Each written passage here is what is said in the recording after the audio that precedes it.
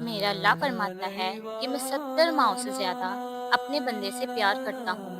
اور جو بندہ ایک قدم میرے نزدیک آتا ہے تو میں 10 قدم اس کے نزدیک آتا ہوں۔ رسول اللہ صلی اللہ علیہ وسلم نے فرمایا کہ جو بندہ ایک گٹھ اللہ کے نزدیک آتا ہے تو اللہ ایک گز اس کے نزدیک آتا ہے،